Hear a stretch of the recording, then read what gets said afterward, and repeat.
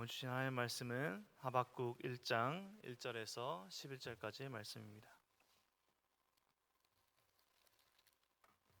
구약성경 하박국서 1장 1절에서 11절까지 제가 가진 성경은 1302페이지에 있습니다.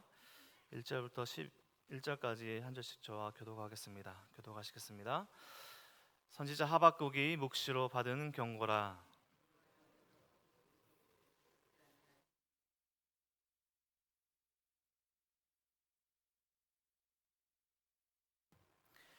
어찌하여 내게 죄악을 보게 하시며 패역을 눈으로 보게 하시나이까. 겁탈과 강포가 내 앞에 있고 변론과 분쟁이 일어났나이다.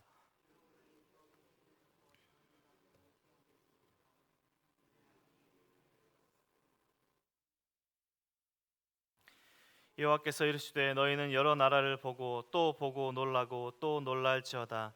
너희의 생전에 내가 한 가지 일을 행할 것이라. 누가 너희에게 말할지라도 너희가 믿지 아니하리라.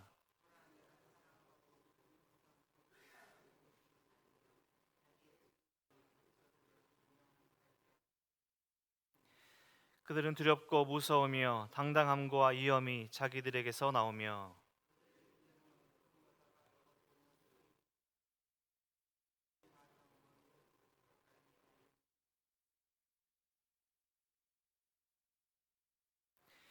그들은 다 강포를 행하러 오는데 앞을 향하여 나아가며 사람을 사로잡아 모으기를 모래같이 많이 할 것이요.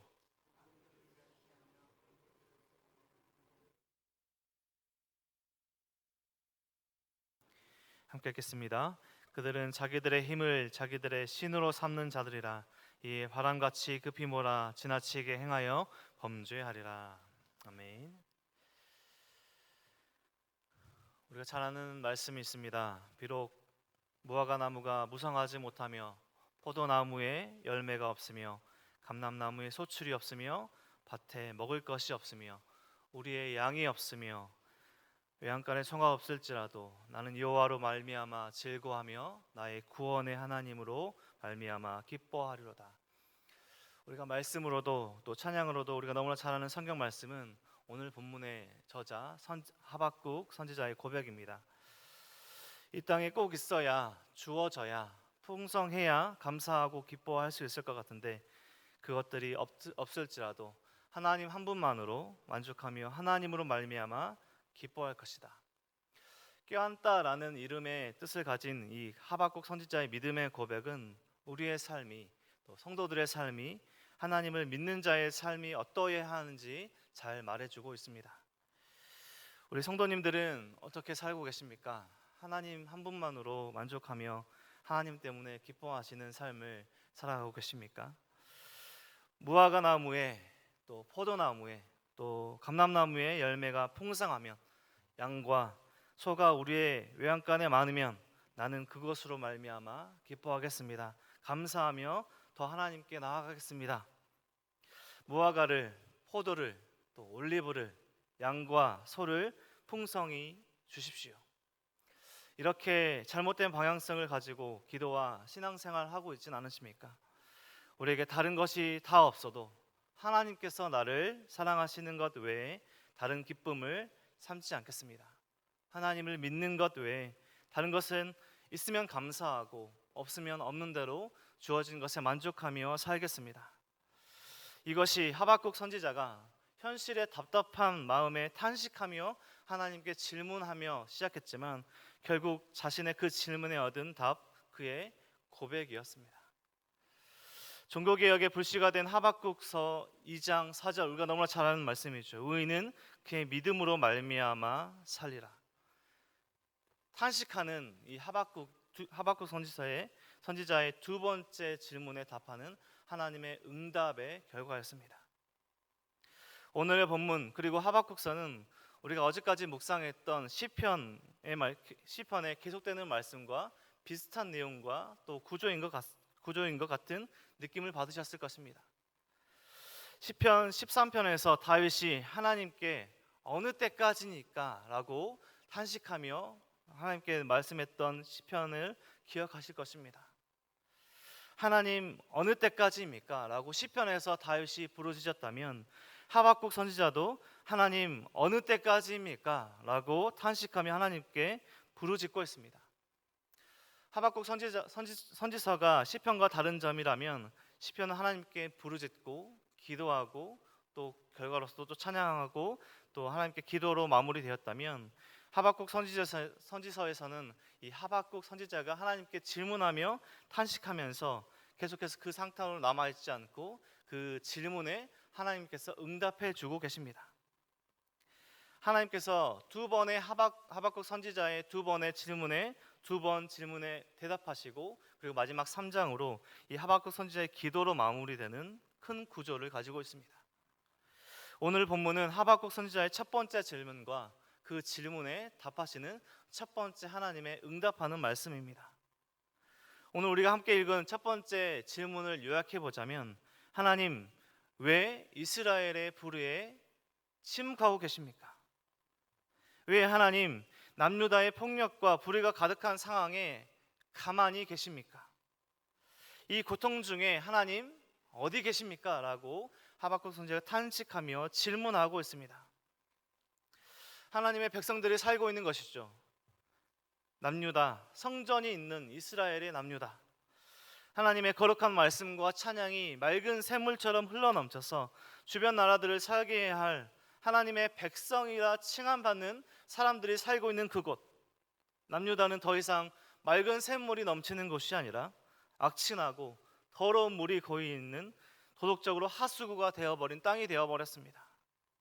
폭력이 난무하고 여기저기 살려달라 소리치는 그 외치는 자의 소리가 들리고 이것을 가지고 고발해도 재판이 공의롭게 이루어지지 않고 의인이 절망 가운데 빠져있는 총체적인 난국, 악이 가득한 나라가 되어버렸습니다. 이런 상황 가운데 하박국 선지자가 절규하며 탄식하며 하나님께 질문하고 있습니다. 왜 하나님 가만히 계십니까? 왜 하나님 악인들을 벌하시지 않고 침묵하고 계십니까? 여기에 하나님께서 응답하고 계시는데요, 그 응답은 하나님께서 하박국 선지자에게 대답해 주시는 그 응답은 이 하박국 선지자가 기대했던 그런 응답이 아니었습니다. 오늘 보면 2절과 3절 말씀을 보면 하박국 선지자가 탄식하며 하나님께 질문하죠. 여호와여 내가 부르짖어도 주께서 듣지 아니하시니 어느 때까지이리까? 내가 강포로 말미암아 외쳐도 주께서 구원하지 아니하시나이다. 어찌하여 내게 죄악을 보게 하시며 패역을 눈으로 보게 하시나이까? 겁탈과 강포가 내 앞에 있고 변론과 분쟁이 일어났나이다. 폭력과 불의가 가득한 이곳에 왜 하나님 우리가 침묵하도 내가 하나님께 부르짖어도 가만히 계십니까? 하박국 선지자가 탄식하며 하나님께 질문하듯이 응답하고 기도하고 하나님께 질문하고 있습니다. 이런 남유다의 결과로 4절 말씀을 보면 이러므로 율법이 해이하고 정의가 전혀 시행되지 못하오니 이는 악인이 의인을 에워쌌으므로 정의가 굽게 행하여 지민이다. 맑은 샘물이 넘쳐나야 할 남유다 이스라엘이 더 이상 그렇게 되지 못하고 불의가 가득하고 정의가 시행되지 못하는 나라 가운데 왜 하나님 가만히 계십니까? 라고 질문하는 이 하박국 선지자의 질문에 하나님께서 응답하십니다. 5절부터 11절까지가 하나님의 그 질문에 대한 응답인데 결코 하박국 선지자가 원하던 기대하던 하나님의 대답이 아닙니다. 하나님께서 응답하시는 그 요약은 더 큰 대적 바벨론을 사용하셔서 이스라엘을 벌하시겠다고 응답하십니다. 폭력과 불의가 난무한 이스라엘에 더 무질서하고 더 악독한 적을 보내셔서 힘을 의지하는 자들에게 힘 앞에 무릎을 꿇게 하십니다. 6절 말씀을 보면 보라 내가 사납고 성급한 백성 곧 땅이 넓은 곳으로 다니며 자기의 소유가 아닌 거처들을 점령하는 갈대아 사람을 일으켰나니 그들은 두렵고 무서우며 당당함과 위엄이 자기들에게서 나오며 그들의 군마는 표범보다 빠르고 저녁 이르보다 사나우며 그들의 마병은 먼 곳에서부터 빨리 달려오는 마병이라. 마치 먹이를 움키려 하는 독수리의 나름과 같으니라. 역사적으로 보면 이 아수르 제국이 저물어 가고 있고 이제 신흥 세력인 바벨론 제국이 일어나고 있는 역사적 정황 가운데 이 바벨론을 사용하셔서 하나님께서 이스라엘을 치시겠다, 심판하시겠다라고 말씀하시는 것입니다. 하박국 선지자의 기도 속에 그 기대는 하나님 이스라엘 안에서 하나님께서 이 악인들을 징벌하여 주셔서 이스라엘 안에서 해결하도록 하나님 그렇게 해주십소라고 기도하는 것 같은데, 그런 마음 가운데 기대함이 있었을 터인데 하나님의 응답은 더 큰 적을 사용해서 이스라엘 남유다를 벌하시겠다라고 말씀하고 계시는 것입니다. 그들이 어떤 사람들인가? 결국 그들이 범죄함으로 나아가는 것인데요, 11절 말씀을 보면 그들은 자기들의 힘을 자기들의 신으로 삼는 자들이라. 결국 세상의 힘을 의지하며 사는 자들, 결국 지칭하는 자들, 자신의 힘을 신으로 삼는 자들, 바벨론을 사용하시겠다라고 말씀하고 계십니다. 하나님은 우리의 사람의 계획 그리고 생각, 예상되는 방식으로 결코 일하시지 않으십니다. 하나님께서 주권적으로 온 우주 만물을 다스리시고 온 열방을 여전히 통치하고 다스리고 계십니다. 하나님께서 침묵하신다면 하나님의 그 침묵 가운데 하나님의 뜻이 있고, 하나님께서 심판의 대행자를 세워 심판하신다면 그 또한 하나님의 공의로우신 하나님의 뜻입니다. 세상이 악함으로 또 세상의 불의가 만연하다고, 세상이 폭력적이라고 하나님을 믿는 하나님의 백성들이 우리의 모든 죄값을 치르신 예수 그리스도의 그 보혈의 은혜를 아는 우리 그리스도인들이 세상 같은 자신의 힘을 의지하면서 살아가는 것 같은 세상의 힘을 의지하며 살아가는 것은 하나님의 백성 그리스도인임을 포기하는 삶입니다. 때론 우리는 불의 앞에 분노해야 될 때도 있을 것입니다. 우리의 막막한 상황과 현실 앞에 하나님 어디 계십니까? 왜 하나님 침묵하십니까? 라고 질문할 때도 분명히 있을 것입니다. 하지만 우리가 다 이해할 수 없는, 다 이해할 능력도 자격도 없는 우리의 생각을 의지하는 것이 아니라 이 모든 상황, 우리의 인생을, 우리의 모든 작은 부분까지도 하나님께서 알고 계신다, 하나님께서 이 모든 것을 통치하고 다스리고 계신다, 이 믿음, 이 소망, 이 기대로 살아가는 것이 우리 성도들, 하나님의 백성들의 삶인 것입니다. 억울하고 불공평한 일을 겪고 계십니까? 하소연할 것 없는 막막한 상황 가운데 계십니까? 폭력과 분노하는 것이 마땅하고 주변에서도 그렇게 해라라고 들리는 곳에 그런 상황 가운데 있으십니까? 우리의 삶의 모습은, 하나님께서 기대하시는 모습은 세상이 기대하는 모습이 아니라 하나님께서 원하시고 하나님께서 기대하는 모습으로 살아가야 할 것입니다. 결국엔 하나님의 때에 하나님의 방법으로 이루실 하나님의 일하심을 기대하며 살아가는 것이 우리의 믿음, 우리의 신앙, 우리의 삶의 모습인 것입니다. 우리의 현실 그리고 오늘의 상황을 볼 때 우리는 불평과 불만 그리고 불의로 인해서 분노가 생길 수 있습니다. 그렇게 분노함이, 화냄이 마땅한 것처럼 바른 행동인 것처럼 보이는 순간이 있게 될 것입니다. 하지만 우리는 우리의 상황이 아니라 하나님을 바라볼 때 우리의 상황을 정확하게 제대로 이해할 능력이, 눈이, 지혜가 생기게 됩니다.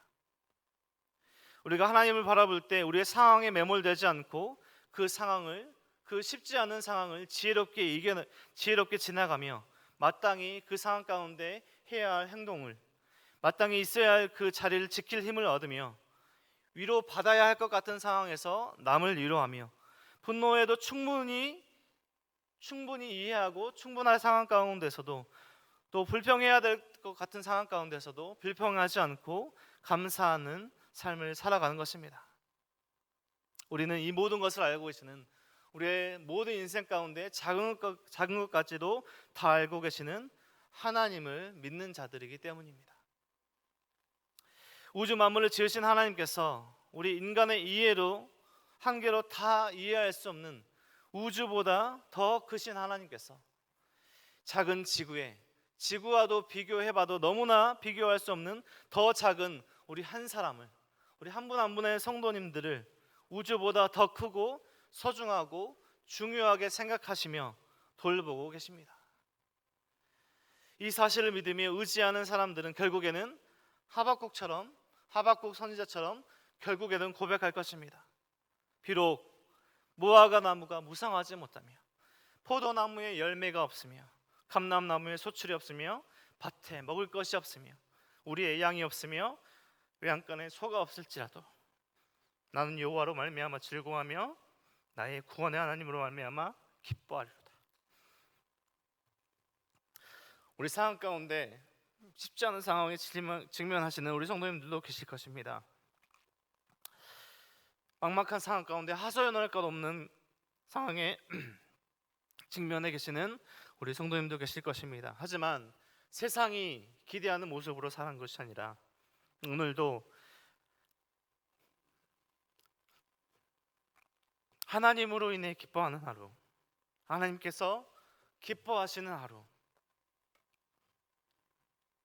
세상을 의지하는 것이 아니라 하나님을 의지하며 하나님께 소망을 두며 하나님께서 기뻐하시는 오늘 하루 평생의 삶을 살아가시는 우리 모든 성도님들 되시길, 오늘 이 아침에 나와서 하나님께 간구하시는 우리 성도님 삶이 되시길 주님의 이름으로 축원드립니다.